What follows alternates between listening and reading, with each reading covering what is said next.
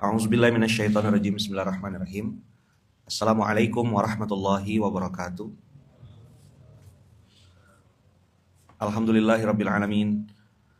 Alhamdulillahilladzi bi ni'matihi tatimmus shalihat. Alhamdulillahilladzi hadana li hadza wa ma kunna linahtadiya laula an hadanallah. Asyhadu an la ilaha illallah wa asyhadu anna Muhammadar Rasulullah. Allahumma shalli ala sayyidina Muhammad wa ala ali sayyidina Muhammad. Rabbi shrah li sadri wa yassir li amri wahlul 'uqdatam min lisani yafqahu qawli, amma ba'd. Alhamdulillahirabbil alamin. Abang kakak ayah bunda yang baik yang rahmati Allah. Alhamdulillahirabbil alamin. Kita belajar lagi hari ini, masuk di juz 14. Beberapa hari kemarin, termasuk sampai hari ini, ayat ini sering terdengar di beberapa titik murotal yang saya lewat gitu. Misalnya kayak di dalam rumah, di ruang kamar anak juz 30, di ruang tengah sama di kamar saya. Surat Al-Hijr ayat 2 ini abang kakak ada istilah kayak kena biarkan gitu. Abang kakak coba lihat surat 15 ayat 2. Dan ayatnya tuh memberikan contoh spesifik gitu. Rubama yawaddul ladzina kafaru law kanu muslimin. Orang-orang yang dulu tidak percaya sama akhirat, tidak percaya sama siksa kubur, tidak percaya sama nikmat kubur juga, yang menganggap dunia ini udah akhir, lalu mengatakan bahwasanya ya kita harus nikmati hidup di dunia ini, tidak perlu lagi ngapain sih jaga nafsu gitu loh, ya lampiaskan aja nafsumu gitu, luapkan aja emosimu gitu, apalagi ya enjoy your life bro gitu. Rubama yawaddul ladzina kafaru law kanu muslimin. Kalaulah boleh balik ke dunia, kami pengen balik ke dunia. Kalaulah boleh ngerasakan lagi hidup di dunia, kami pengen balik lagi dan pengen jadi orang baik, enggak pengen jadi orang jahat. Karena ternyata siksanya neraka itu benar gitu. Apa yang Allah firmankan dalam Quran yang dulu kami anggap dongeng itu ternyata benar. Dan Allah bilang apa di ayat 3-nya? Inilah yang melalaikan sebagian besar termasuk saya juga, maka kita kena diperangkap yatamatta'un ya'kulu wa yatamatta'u wa yulhihimul amal. 3 inilah jebakan-jebakan yang sering berulang-ulang. 3 jebakan ini yang menurut saya sangat mudah kena. Bang, ikut kajian yuk. Ya enggak datang. Bang, makan-makan. Kalau undangan makan datang enggak kira-kira? Ada enggak kemungkinan orang itu untuk ikut terlibat atau hadir kalau undangan makan? Selama ini antum pernah ngundang orang, ayo yuk makan-makan yuk di rumah saya gitu. Datang enggak? Itu yang biasanya sibuk, itu datang. Dzarhum ya'kulu wa yatamatta'u. Tamatta'a yatamatta'u itu artinya berleha-leha, bersantai-santai, bernyaman-nyaman lah gitu. Dzarhum ya'kulu wa yatamatta'u wa yulhihimul amal. Ini yang pernah coba kirimkan gambar ke keledai yang di depannya ada wortel tuh. Ada yang pernah lihat keledai yang di depannya dikasih wortel? Pernah lihat enggak? Dapat enggak? Saya dulu pernah simpan kalau enggak salah. Tapi itu udah lama sekali. Jadi orang dikasih angan-angan kosong. Ini mungkin boleh juga lah mewakili. Abang kakak pernah lihat foto ini foto lama. Yang 4 ekor itu apa? Anjing. Yang 1 citah. Kenapa citah duduk di situ? Citah bilang strawberry, mangga, apel. Sorry, nggak level. Aku bukan binatang sirkus. Aku berlari, berburu untuk dapat makanan, bukan untuk dapat penghargaan. Yulhihimul amal itu kayak orang lagi nyari apa bahasanya? Jati diri. Nyari validasi. Maka dia penting sekali tuh like, share, kemudian penilaian makhluk. Dan na'udzubillahi min dzalik, karena kena dengan yulhihimul amal, maka benteng yang dibangun adalah benteng kerapuhan. Abang kakak ngerti istilah benteng kerapuhan? Mudah sekali dia terbuai dengan pujian dan gampang sekali hancur dengan caci makian. Jadi caci maki itu benda yang paling dia takut gitu. Nah, kalau abang kakak masuk ke zona Quran, zona kebenaran, tidak ada satupun manusia yang lepas dari caci makian. Walaupun mungkin dia sudah berusaha sebenar-benarnya, sekuat-kuat semampu-mampunya. Nah, maka gambar citah dengan anjing ini bisa mewakili gitu. Kapan dia harus lari, kapan dia harus duduk. Karena bagi citah, aku nih lari bukan untuk jadi pemenang lomba. Validasi, eksistensi, sosial media. Dan citah pun nggak ada keinginan untuk menang. Kalaupun dia menang nggak level gitu. Gimana sih setelah menang nggak level tuh? Mungkin nggak citah ini menang lawan anjing? Ah? Ya, abang udah S1. Terus abang ikut lomba berhitung sama anak TK gitu. Terus abang menang juara 1 gitu. Terus abang pamer, aku menang loh. Kau lawan siapa gitu. Itu yang saya simpan di otak saya, kata mama saya, jangan jadi jago kampung. Nah, ketika orang menganggap pencapaian kita itu sudah besar, kita justru berpikir ada pencapaian yang lebih besar lagi gitu, yang di atasnya lagi. Ada lagi di atasnya. Ada lagi di atasnya gitu. Sehingga kemarin disederhanakan, kalau akhirat lihat ke atas. Oh, ada orang mewakafkan tanah, ada orang mewakafkan uangnya, hartanya untuk jalan Allah. Aku ini baru 25.000 sebulan. Kurang berarti ini. Nah, itu namanya akhirat lihat ke atas. Tapi kalau dunia, abang kakak, lihat ke bawah. Misalnya sebelum kita komplain tentang rumah, misal gitu. Ingat-ingat ada orang yang tidurnya di bawah kolong jembatan. Ada orang yang dari lahir sudah tidak punya ayah, tidak punya ibu. Sebelum komplain tentang makanan yang kita makan, ada loh orang yang puasa dan ngais-ngais tong sampah untuk bisa makan. Melatih kedermawanan, kepedulian, itu harus lihat langsung abang kakak. Tidak bisa baca buku. Kepedulian adalah gitu. Kedermawanan adalah, bisa nggak ngapalkan rumusnya? Nah, abang pergi ke rumah sakit, kelas 3 yang saya sering ceritakan itu, lihat ibu-ibu yang kasurnya, tidurnya tuh di bawah kasur suaminya, yang di samping kanannya tuh ada gantungan, mohon maaf ya, air kencing. Dia makan makanan sisa dari suaminya, karena suaminya makan. Tanya, apa kerja suami ibu? Buruh. Kerja kayu. Terus kenapa nih bu? Suami saya nebang kayu ketimpa pohon. Remuk di sininya bang. Hancur tulang rusuknya.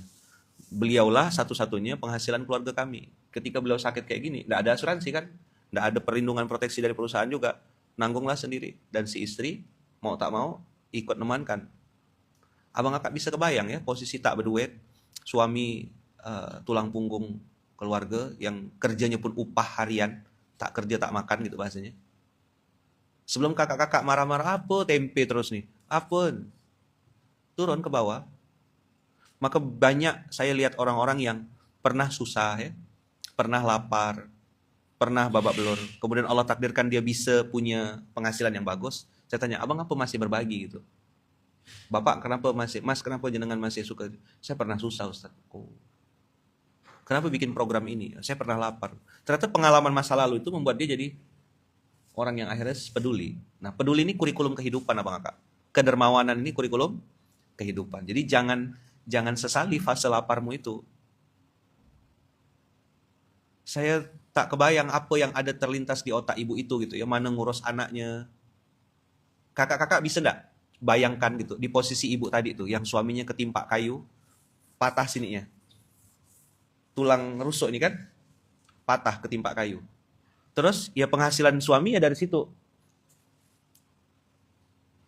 Kenapa perempuan harus MK kemarin? Ingat enggak?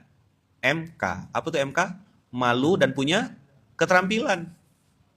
Itu kan bagi badannya cuman tuh, jaga rumah sakit gak? Mendapatkan income juga. Anak masih kecil, ngerengek, minta susu, minta beli permen. Ya Allah, saya tuh waktu ngeliat itu tuh, cuman ya gitu. Misalnya, ketemu lagi sama orang yang mulutnya lebih gitu. Makanya kau tuh, udah, nolong enggak, bantu enggak. Mulut kasar. Kenapa perempuan perlu punya keterampilan? Karena enggak selamanya kau hidup bersama suamimu. Bisa jadi dia pergi ke warung kopi tak balik-balik. Ya kan, Bunda? Bisa enggak? Pergi, lupa jalan balik dia. Mana ya jalan balik ya katanya. Sekali masuk ke rumah orang dia. Belum lagi banyak ubur-ubur sekarang nih. Kok ubur-ubur ayaman? Iya, gatal. Nggak ada otaknya juga.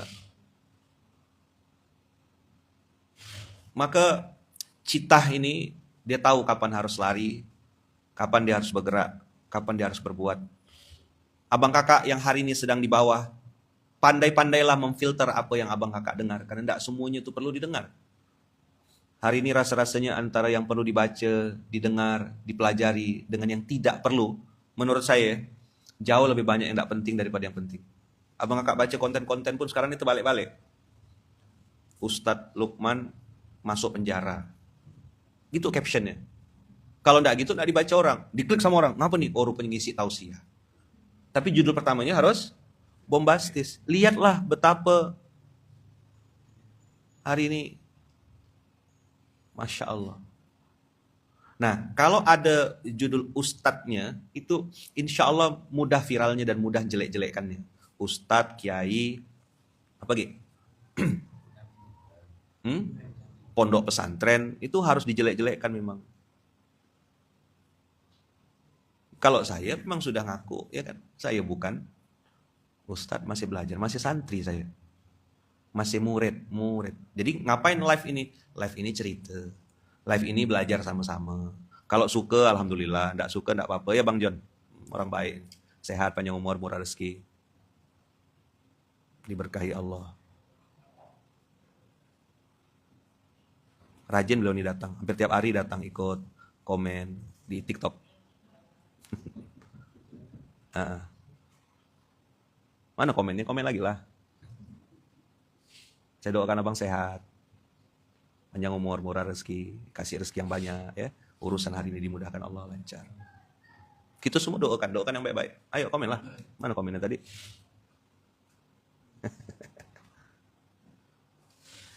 Jadi belajar tuh sampai mati. Nah, jangan sampai, ini bahasa kemarin, kayak orang mabuk. Jangan sampai apa? Jangan sampai kayak orang mabuk. Selama ini, kata-kata mabuk, itu kita hanya memaknai mabuk dalam sholat, misal gitu. Mabuk gara-gara alkohol. Abang kakak, boleh enggak? Ini diskusi ya, diskusi. Boleh setuju, boleh enggak? Boleh enggak sih, ada orang tuh mabuk pujian gitu? Boleh enggak? Masuk kategori mabuk. Maksudnya, mendefinisikan mabuk yang di dalam sholat itu kan mabuk karena alkohol ya kan? Tapi kalau kita capture kata-kata mabuk ini, lalu kita bawa di luar sholat yang lain. Hari ini banyak ada orang yang sedang mabuk juga. Kita urutkan ya. Mabuk itu apa sih? Hilang kesadaran. Dia misalnya pas mabuk tuh, malam misalnya dia bilang, aku mau bayar utang. Misalnya gitu. Ini ngomong tentang utang nih. Aku mau bayar utang. Begitu pagi, malam kan dia tidur. Malam tadi, jam 12 gitu, jam 11, dia bilang, aku mau bayar utang. Pas besok pagi kita bilang, bro, tadi malam kau ngomong, kau mau bayar utang. Apa dia bilang? Mana ada aku ngomong, kata dia. Malah kita kena marah sama dia. Kenapa dia bisa ngomong gitu? Hah? Dia tadi malam itu lagi mabuk. Lagi tidak sadar. Mana bisa dia mengingat ucapannya?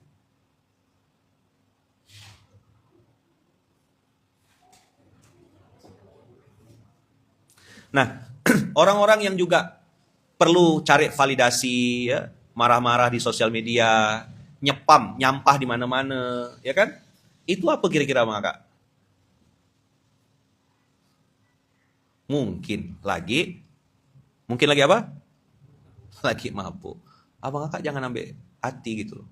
Termasuk juga kalau ada makhluk bernama titik-titik itu kalau lagi ngomel-ngomel, wow, seolah-olah itu tidak ada kebaikan sama sekali itu dari pasangannya. Apakah kebaikan suami, apakah kebaikan istri? Seolah istri tidak pernah berbuat baik sama sekali, hanya gara-gara satu kali salah bikin kopi gitu. Salah bikin kopi sekali ya, lupa masukkan gula, termasuk micin misal gitu. Kok gurih kopi ini gitu? Langsung marah ngomel-ngomel. Padahal, maka kan saya pun gitu ya, kalau misalnya lagi apa tuh cepat-cepat gitu. Qur'annya bilang begitu. Wala tansawul fadla bainakum. Coba ingat-ingat kebaikan pasanganmu. Mengingat kebaikan orang lain, mengingat kebaikan pasangan, mengingat kebaikan itu lumayan. Lumayan. Bisa menetralisir, bukan lumayan lagi ya. Itu amat sangat ampuh untuk menetralisir marah kita gitu. Cuma iblis tak mau. Setan tak suka.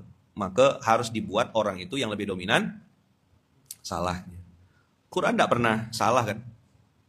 Ingatkan kita Bang Kakak untuk terus belajar mengingat kebaikan orang lain. Makanya dulu waktu awal-awal saya belajar tentang, dan sampai sekarang pun masih belajar gitu, ilmu hidup dan kehidupan ini, saya belajar tentang apa? Bagaimana punya rumus itu 2 ingat, 2 lupakan. 2 ingat, 2 lupakan ini supaya tidak jadi orang mabuk gitu.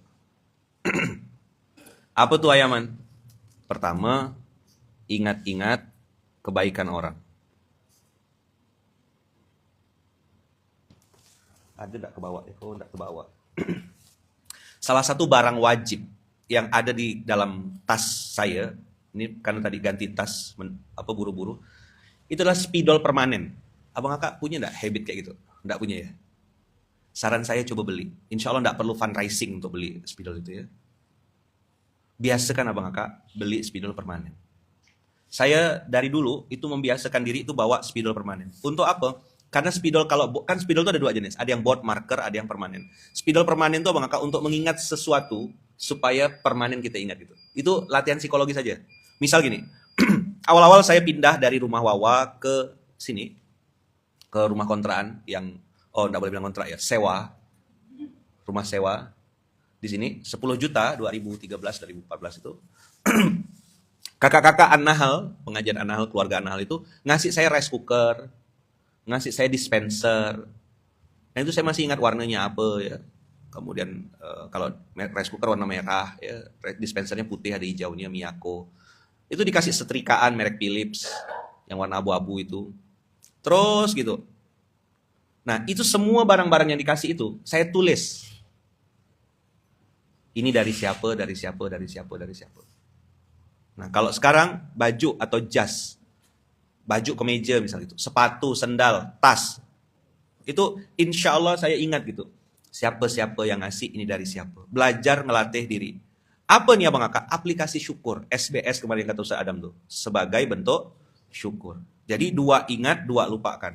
Ingat-ingatlah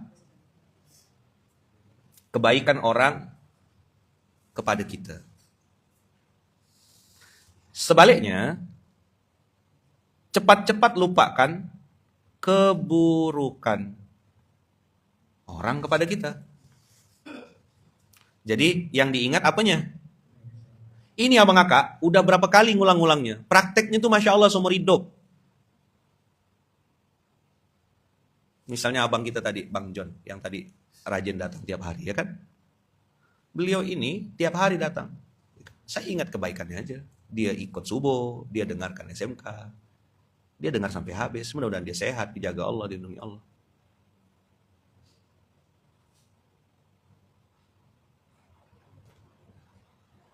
Ingat-ingat kebaikan orang kepada kita dan cepat-cepat lupakan keburukan orang kepada kita. Oh, dia yang pernah dulu nyakitin saya. Dia yang pernah fitnah saya. Dia yang pernah ini. Cepat-cepat lupakan. Ini belajar untuk tidak jadi orang mabuk. Apa rumus anti mabuk? Karena orang mabuk tuh sempoyongan Abang Kakak. Hidupnya tuh sempoyongan, enggak punya arah. Bang, kau mau kemana kata dia? Situ mau ke mau ke warung kata dia. Yang di jalan yang tujuannya sungai. Tahu-tahu plung nyebor kata dia. Alah, parit rupanya, kukira warung kata dia. Orang lagi mabuk. Kita boleh enggak marah sama dia? Cuman nasihatin orang mabuk. Antum nih harusnya begini. Oh, lagi mabuk. Coba Bas, gimana nasihatinnya? Siram atau pakai daun pintu, dar gitu, baru dia bangun. Apa nih kata dia? Abang Kakak, kapan orang mabuk tuh bisa sadar? Kena tabrak, terantok, terjedot, kecebur kan gitu. Harus ada pukulan keras baru bikin dia sadar. Kalau lagi enak, nggak bisa diingatkan. Apalagi yang nasihatin miskin. Misal dia punya jabatan penting, dia orang terhormat, orang puji-puji dia, sosial media dia lagi banyak like. Terus abang bilang, Bang, jangan gitu Bang, ini Bang. Bisa nasihatin orang mabuk? Susah nasihatinnya. Maka supaya tidak jadi orang mabuk, nih Ayaman kasih tipsnya. Boleh setuju, boleh enggak. Hari ini kita pelan-pelan aja. Ingat-ingat apa Bang Kakak? kebaikan orang. Apalagi ayaman yang harus diingat? Yang harus diingat yang kedua adalah keburukan kita kepada orang. Oh, saya dulu pernah nganuk dia nih. Nggak mudah loh. Sebaliknya, yang harus cepat-cepat dilupakan adalah kebaikan kita kepada orang. Saya dulu yang nolong dia Ustadz, saya yang ini Ustadz, saya ini Ustadz. Nah, ini nih Abang Kakak, hitam putih ini nih. Masya Allah sampai mati prakteknya. Ayo, kalau orang mabuk gimana kalau orang mabuk? Apa yang diingat? Keburukan orang yang diingatnya. Terus, yang dilupakannya? Kebaikan orang yang dilupakannya. Orang mabuk. Apa yang dilupakan oleh orang mabuk? Kebaikan orang dilupakan sama keburukan diri sendirinya dilupakannya. Kan gini, dia sibuk gitu cari aib-aib orang. Kan kalau orang tuh dalam kondisi sadar juga, suka berdebat juga, kan diserang balik tuh. Kau macam udah bagus ya? Kau macam udah baik ya? Maka Bang Kakak, apa bahasanya? Kemabukan universal ini, nah, ini ada istilah baru lagi. Hah? Hari mabuk sedunia. Mabuk jabatan, mabuk pujian, mabuk online, mabuk sosial media. Bayangkanlah berak aja posting. Hai guys, tunggu sebentar aku gigi berak. Penting kok orang tahu kok gigi berak tuh. Hari ini kadang-kadang, apa tuh yang live maraton yang sampai 24 jam lebih? Apa namanya? Live apa istilahnya di YouTube? Iya kan? Yang kalau ada orang donasi nambah lagi waktunya. Itu ngorek hidung, buang tek mata, duduk gini aja. Kena tonton Abang Kakak.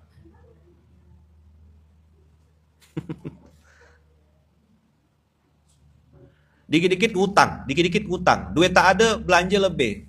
Gaji kecil, gaya hidup tinggi. Mabuk tak tuh? Mabuk. Tanya, siapa Tuhan kau? Allah, kata dia. Siapa nabimu?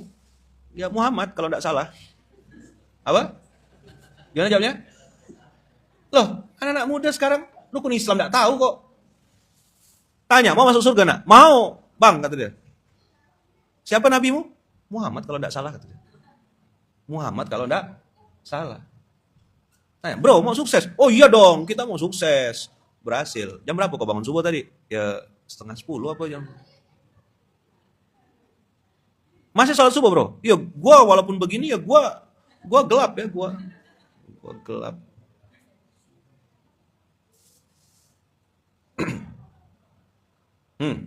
Live marathon, konteks streaming. Khususnya di platform seperti Twitch. Mengacu pada kegiatan live streaming dilakukan secara berkelanjutan selama periode waktu panjang, seringkali berjam-jam, bahkan berhari-hari. Dengan tujuan menghibur penonton, mengumpulkan dukungan seperti subscriber. Istilah juga subaton, yang merupakan singkatan subscribe marathon.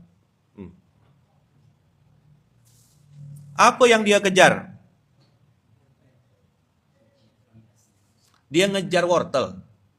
Yang wortel itu diikat di badan dia. Ada angan-angan kosong, yulhihimul amal, ya kan, yang ada depan mata dia. Nanti, nah gitu. Apa? Kalau aku begini, maka akan dapat ini. Nanti, kalau aku dapat begini, Abang Kakak, kesadarannya, pikirannya, perasaannya, benar atau lagi goyang tuh orang begitu? Maka kata kuncinya mabuk. Apa? Jadi kalau ngadapin orang mabuk gimana? Kitanya yang harus sadar. Nggak usah banyak omong orang mabuk tuh, biarkan loh dia. Gua mau ini ya, kata dia. Jalan. Tung jatuh. Nyaman gitu. Gimana? Kalau bahasa Sambas itu Bang Sam. Dah kupadahkan. Kau benangkar, daan percaya.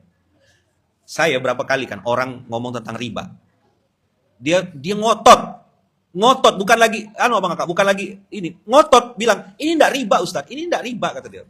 Pokoknya dia kasih argumen. Saya tuh diam ya. Kan buang waktu ya, saya bilang, saya ini sarjana ekonomi Islam loh. Saya buang waktu, dia ngotot apa yang dia praktekkan, itu enggak riba. Saya diam ya, saya dengarkan. Saya akhirnya karena udah makin naik tensi ini, kesal juga kan, biasalah, masih emosi belum stabil. Saya bilang ya udahlah, saya bilang gini ya Bang. Abang dengan prinsip yang Abang lakukan, jawab pertanyaan saya 3. Kalau Abang bisa jawab, ya kan, saya ikut Abang. Pertama saya bilang, kalau dengan praktek begini, waktu itu dia ngomongin tentang perumahan, konsep apa beli rumah dengan yang katanya tidak riba itu.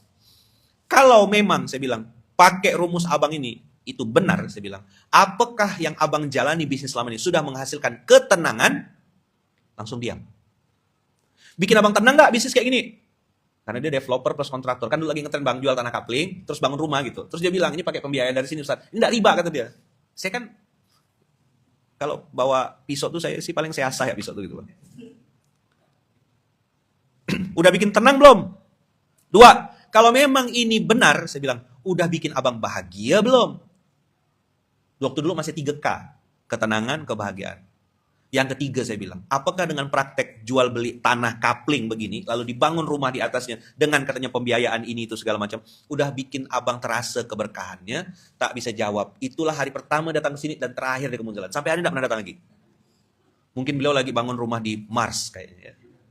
Pindah planet. Bang, Kak, jawab pertanyaan saya. Orang-orang begitu, kira-kira dia sami'na wa ata'na atau sami'na wa asaina? Orang mabuk. Terus ngapa Bang Kakak baper nasihatinnya? Kan tugas kau nasihatin aja. Tugas kau tuh kasih tahu. Masalah dia berubah atau enggak, urusan dia sama Allah. Nanti kan dia kena hisab juga sama Allah. Alam ya'tikum nadhir, sudah datang kapan beri peringatan padamu? Udah dia ngasih tahu. Maka saya nih, Abang Kakak, ya umur baru lah ya, baru 41 kan. Jadi sekarang nih lebih memilih untuk di level yang apa bahasanya? Kalau itu tuh lebih memilih untuk berdamai gitu. Sebenarnya bukan tak kuasa juga. Kalau tak kuasa tuh saya enggak ngapa-ngapain, enggak ada live SMK. Enggak ada yang mewajibkan saya SMK nih Abang Kakak. Enggak ada juga orang yang nyuruh saya ngisi SMK, enggak ada. Ini murni keinginan dari dalam diri saya sendiri. Dan belum lama SMK nih, baru 2012 kemarin kan. 2012 kan tahun lalu.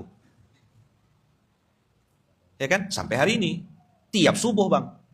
Tiap subuh kayak gini. Dulu orang masih lihat lubang hidung saya karena HP itu saya letak di bawah. Jadi kalau live orang nengok lubang hidung. Belum ada stand kayak gini dan belum ada duit juga waktu itu untuk beli kayak gini. Pokoknya live aja semampunya. Pas Covid itulah enggak ada safar. Saya bilang gimana caranya supaya aku bisa cerita pengalaman hidup, apa yang aku rasakan. Tujuannya berbagi aja. Enggak ada tujuan. Kalau ada nikmat yang Allah kasih, ya wa amma bi ni'mati rabbika fahaddits. Kalau ada pengalaman hidup pahit yang saya rasakan dan itu saya rasa saya perlu bagikan, saya ceritakan. Abang Kakak jangan ngulang ya kebodohan saya. Berawal dari spirit itu. MSQ ditambah dengan pola platform yang saya sangat yakini itu powerful untuk memperbaiki diri saya, yaitu MSQ. 1 masjid, 2 subuh, 3 Quran. Kenapa kok MSQ Ayaman? Orang munafik itu kan letaknya kan fidarkil asfal minan nar. Orang munafik itu ada dalam barisan. Saya gimana caranya memerangi kemunafikan dalam diri saya? Nah, saya harus betulkan hubungan saya sama masjid. Abang Kakak pergi ke mall jam 7 malam, itu enaknya ngapain? Jalan. Apalagi abang di mall yang misalnya besar, luas gitu. Mau cari tempat sholat tuh. Jauh, naik ke lantai berapa tuh? Nah, apa kata Rasulullah? Sholat yang paling berat bagi orang munafik itu subuh dan isya. Abang Kakak, kalau subuh, mall belum buka. Ujiannya kasur, tidur. Tapi kalau isya ujiannya apa? Kesenangan, ini kan nonton TV, jalan sama keluarga, apa family time, apa coba? Si paling family time. Mana Bang Abu nak pergi ke mall gak? Ya kan? Kalau maghrib penuh biasanya musola-musola mall dan segala macam. Tapi kalau isya, Masya Allah, itu ada setengah orang yang sholat itu. Nah, maka solusinya dijamak Abang Kakak. Maghrib sampai subuh besoknya.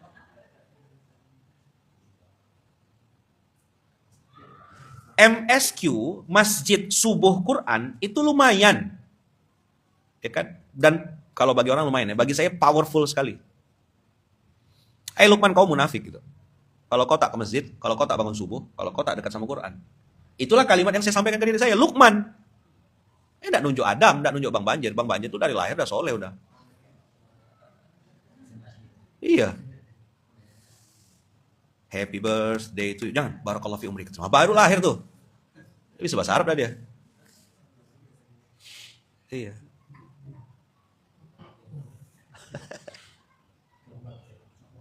Isya.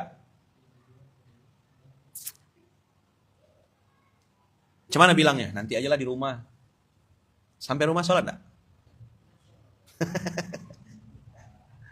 Udah gini ya sholat. Oh. Balik rumah tuh langsung sholat apa main HP dulu? Jawab dong.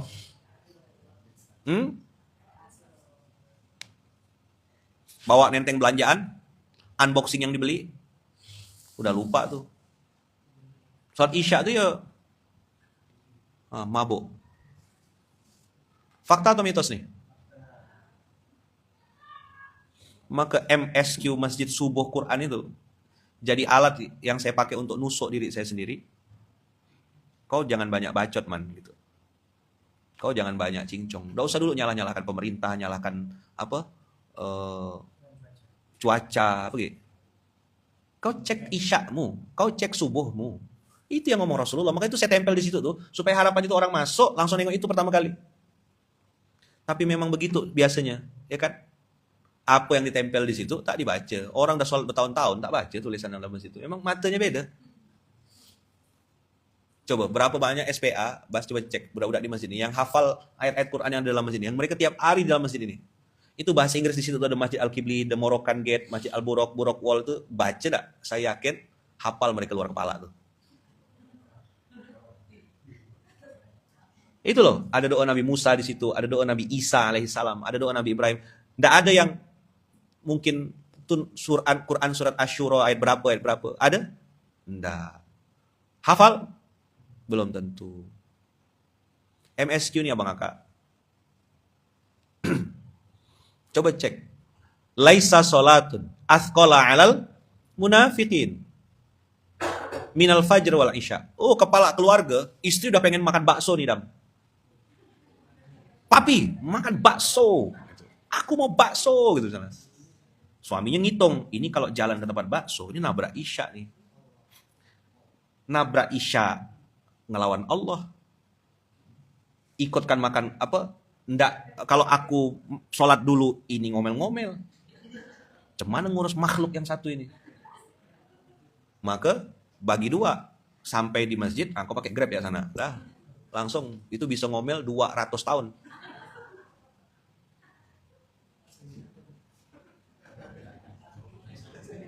Apa? Makanya sering di kantor sekarang ya. Ya. Itu ndak ada tuh makan bakso di rumah Bu Wiwit. So sweet. Oh, ndak masuk. Ini pantun ini ndak berlaku dalam bab ini. Suaminya nih lagi membela institusi bernama keluarga. Minimal aku sebagai bapak kepala keluarga ini jangan jadi kepala keluarga dan bapak yang munafik. Supaya anak istriku ini selamat. Itu yang dipikirkan sama suami. Menyelamatkan institusi negara kesatuan Republik Adam ini. Tapi bisa jadi, ini bisa jadi ya. Pasangan, anak. Itu enggak begitu cara berpikirnya. Bisa jadi dia berpikir, lapar. Apa? Bakso di otaknya. Mie ayam. Enggak sampai kepikir ke neraka tuh enggak sampai. Siksa kubur tuh enggak sampai. Mie ayam pokoknya depan mata ini. Mie ayam. Berapa lama memahamkan ini ayaman? Ya bisa 10 tahun. Kapan dia sadar? Kalau tidak hari ini, mungkin minggu depan. Ya kan? Kalau tidak minggu depan, minggu ini, mungkin bulan depan. Sabarlah. Ada yang kesal. Kalau tidak tahun depan, mungkin istri yang di depan, kata dia. Ganti pemain maksudnya. Agak lain ya. Enggak kayak gitu. Jadi cemana abang kakak mabuk nih. Begitulah orang mabuk. Ya. Dia enggak sadar. Maka balik lagi tadi. 2 ingat, 2 lupakan. Ini nanti dari sekian banyak materi saya nih. Mie ayam yang diingat itu. Maka kakak-kakak baca apa yang kata Rasulullah. Bagaimana hadis itu cerita tentang kemunafikan. Munafik itu bukan cuma laki, perempuan juga kena munafik itu. Jangan cepat-cepat nunjuk orang munafik. Sebelum tunjuk ke diri sendiri. Isya. Oh alah. Jam 7. Isya sekarang ini jam 7 lewat 7.15an ya? Ya kan? 7. Jam 7 lewat 7 gitu kan? Itu waktu-waktunya enak-enaknya family time, apa? Prime time itu. Dan Isya itu kan dianggap, mohon maaf ya, dianggap pengganggu waktu itu kan. Karena keluar habis maghrib, sholat maghrib, udah balik kerja, pakai mobil, jalan, ya kan? Aduh, Isya gitu kan? Kalimatnya tuh. Papa ya, kaum papa ya bang ya? Kaum papa kan? Papa Isya dulu ya. Lapar dah nih, habis. Nggak jadi cita. Betuku hati suami itu. Aku nih menegakkan sholat. Aku pengen STW, baru gak belajar sama ayah main STW. Tapi yang samping, co-pilot bilang, lapar. Mau tak mau lah, akhirnya ngalah. Coba Isya. Mantap sekali tuh ujiannya.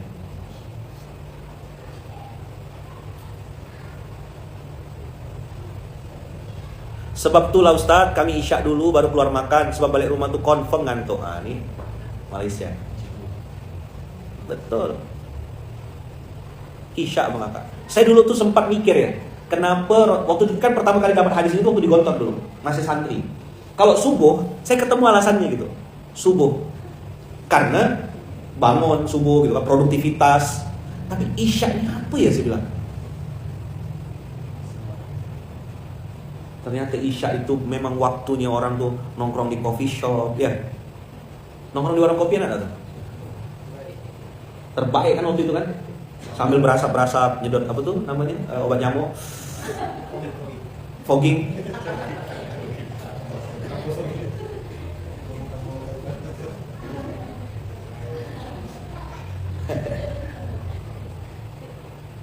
Coba Bang, rasakanlah tuh sensasi perang batinnya antara menegakkan Isya dengan berpihak pada family time keluarga itu.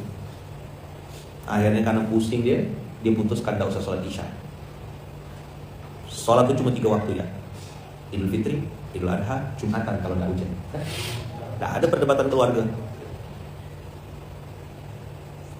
Nge-vape ayaman. Oh, nge-vape. Oh, baru join ya. Ini baru nonton SMK ini.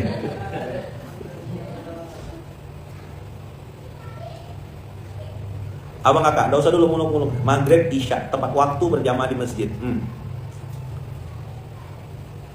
Apa kata Rasulullah?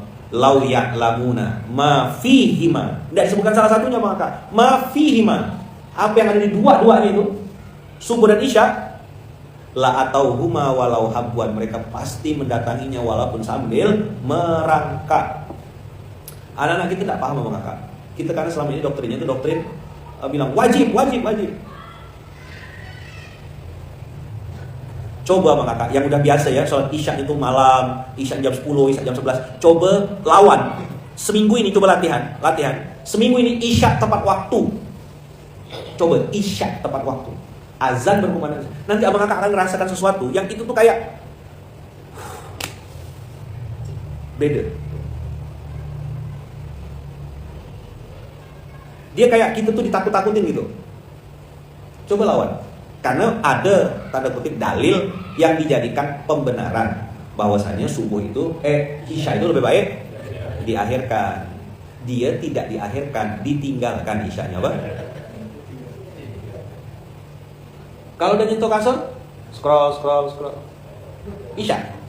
Lewatlah.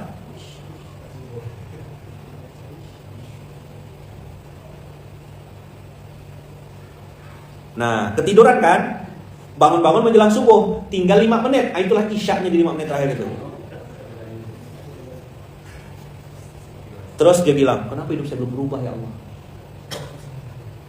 Ini orang ini kasih kapur barus bagus ya. Tahu kapur barus nggak Bang kakak? Pernah tahu kapur barus kan? Nah, untuk ngurus orang mati biasanya. Saya biasanya gini Bang kakak, masih belajar ya, saya masih belajar juga gitu. Saya bilang kalau lah aku tidak bisa naklukkan diriku sendiri, cuman lah aku bisa naklukkan orang lain gitu.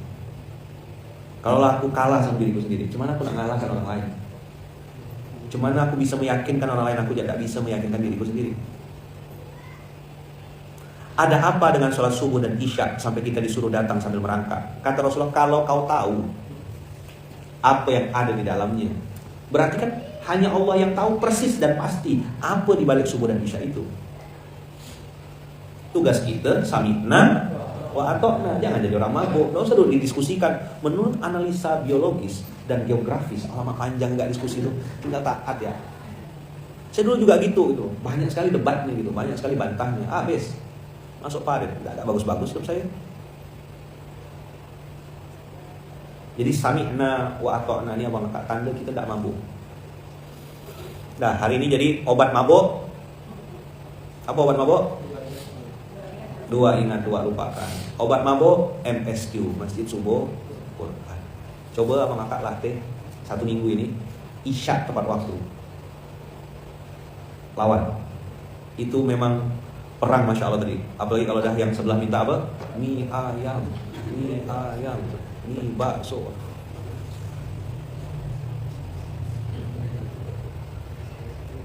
Dah. Maka beberapa kawan-kawan yang saya lagi dampingi itu, saya bilang, bang coba usahakan lawan dan paksa diri.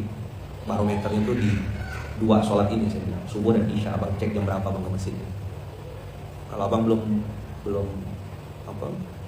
belum bisa lulus di 2 isya ini dan subuh ini, panjang ya perjalanan abang. Kalau abang mau prosesnya benar, 2 ingat 2 lupakan apa tadi?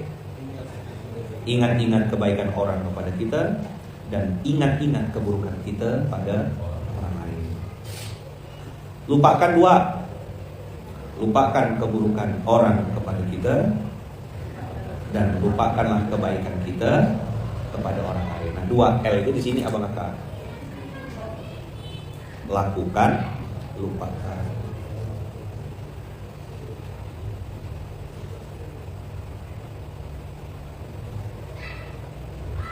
Begitu abang kakak. Kira-kira Pak Irfan, makasih, jazakumullah, sana jaza, barakallahu fikum. Sudah 1 jam, saya rasa cukup abang kakak. Selamat beraktivitas, selamat melakukan banyak kebaikan. Kita sama-sama praktek. Minta doa untuk saya, untuk Bunda Uu. Ya, doakan beliau hari ini berkurang usianya, bertambah usia, berkurang jatah hidupnya. Semoga bertambah amal solehnya, jadi wanita yang semakin soleha, jadi ibu yang soleha, jadi istri yang soleha, jadi anak yang soleha, jadi hamba Allah yang soleha. Tolong doakan untuk Bunda Uu, Bunda Nurul Fitri nama lengkapnya, panggilannya Bunda Uu. Doakan beliau semoga selalu dalam lindungan dan kasih sayang Allah, istiqomah, dikasih ketenangan, kebahagiaan, keberkahan, dikasih kesabaran, dikasih kemudahan untuk terus melakukan kebaikan-kebaikan yang lebih besar bersamanya. Manusia kayak Luqman ini, Masya Allah, ya kan, luar biasa pengorbanannya, waktunya. Doakan semoga beliau dijaga Allah, dilindungi Allah. Minta doa juga untuk anak-anak saya 4F, Ira Farah Khairfati, ya. Juga untuk mama saya, Wawa, ibu saya di Lampung, dan kami semuanya sekeluarga besar, adik-beradik, dan juga abang kakak di Masjid Kapal Nusalan. Tolong benar-benar abang kakak yang Bunda doakan kami di sini, ya. Selalu dalam lindungan dan kasih sayang Allah, dan kita semuanya abang kakak bisa mempraktekkan apa yang kita pelajari tadi, sami'na wa ata'na, ya, supaya tidak jadi orang yang mabuk. 2 ingat, 2 lupakan. Ingat kebaikan, ingat keburukan, ingat kebaikan orang kepada kita, ingat juga keburukan kita kepada orang. Lupakan keburukan orang dan lupakanlah kebaikan kita. Begitu kira-kira abang kakak. Semoga kita semuanya sama-sama sehat dalam taat, sehat bermanfaat. Bismillahirrahmanirrahim. Rabbana auzi'na an nashkura nikmataka allati an'amta 'alaina wa 'ala walidayna wa an na'mala shalihan tardahu wa aslih lana fi dhurriyyatina innaka minal ilaika wa inna minal muslimin. Rabbana auzi'na an nashkura nikmataka allati an'amta 'alaina wa 'ala walidayna wa an na'mala shalihan tardahu wa adkhilna bi rahmatika fi ibadika shalihin. Rabbana anzilna munzalan mubarakan wa anta khairul munzilin. Rabbana hab lana min azwajina wa dhurriyyatina qurrata a'yun waj'alna lil muttaqina imama.